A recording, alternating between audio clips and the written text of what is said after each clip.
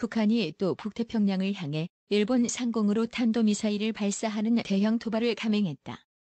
합동참모본부는 15일 북한이 오늘 오전 6시 57분경 평양시 순안 일대에서 일본 상공을 지나 북태평양 해상으로 불상 탄도미사일 한 발을 발사했다고 밝혔다. 합참은 최대 고도는 약 770여 킬로미터, 비행거리는 약 3,700여 킬로미터로 판단되며 추가 정보에 대해서는 한미가 정밀 분석 중에 있다고 덧붙였다.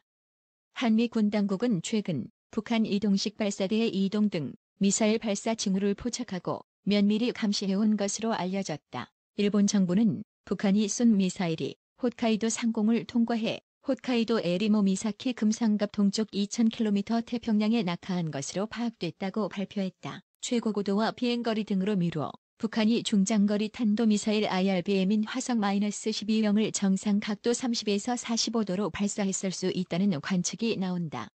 북한은 지난달 9일 화성-12형으로 미군 기지가 있는 괌에 대한 포위 사격을 검토 중이라고 위협한 바 있다. 북한은 지난달 29일에도 평양 순안 일대에서 화성-12형을 발사했다. 당시 화성-12형은 일본 상공을 지나 2,700여 킬로미터를 비행했다. 북한이 17일 만에 또다시 정상 각도로 IRBM급으로 추정되는 미사일을 발사한 것은 미국 본토를 타격할 수 있는 대륙간 탄도미사일 ICBM 완성을 위해 대기권 재진입 등 핵심 기술을 시험하기 위한 것이라는 분석이 나온다. 국가정보원은 지난 4일 국회 정보위원회 전체 회의에서 북한이 정권 수립 기념일 9월 9일을 전후로 ICBM급 미사일을 정상 각도로 발사할 가능성을 제기하기도 했다. 북한의 이번 도발은 지난 3일 감행한 6차 핵실험에 대한 유엔 안전보장이사회의 제재 결의에 반발한 무력 시위의 성격도 있어 보인다. 이날 북한의 미사일 도발은 안보리의 대북 제재 결의가 채택된 지 사흘 만에 이루어졌다.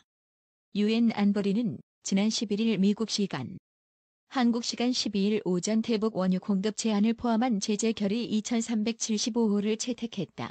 북한은 13일 외무성을 통해 미국의 주도 밑에 또다시 감행된 불법 무도한 제재 결의 채택 노름은 우리로 하여금 우리가 선택한 길이 1000만 번 정당하다는 것을 확인하고 끝을 볼 때까지 이 길을 변함없이 더 빨리 가야 하겠다는 의지를 더욱 굳게 가다듬게 하는 계기로 되었다며 핵미사일 개발에 더욱 박차를 가할 의지를 천명했다. 우리 군은 이날 북한의 도발 징후를 감시하다가 미사일 발사와 동시에 탄도미사일 현무-1을 동해상으로 발사하며 즉각 대응 태세를 과시했다. 현무-2의 사거리는 도발 원점인 평양 순안과의 거리인 250km에 맞춰 정해졌다. 북한의 미사일 발사 즉시 도발 원점을 타격할 수 있음을 보여준 것이다. 문재인 정부 들어 북한의 도발은 이번이 11번째다. 이 가운데 미사일 발사는 10차례, 핵실험은 1차례다. 문재인 대통령은 이날 북한의 도발 직후 국가안전보장회의 NSC 전체 회의를 소집해 대응책 마련에 착수했다. 북한이 도발을 멈추지 않음에 따라 정부도 대북 압박 기조를 유지하는 게 불가피할 것으로 보인다. 정부가 지난 14일 국제기구를 통해 북한 모자복원 사업에 800만 달러를 지원하는 방안을 추진하겠다고 밝힌 것도 북한이 불과 하루 만에 도발을 감행함에 따라 무색해졌다는 지적이 나온다.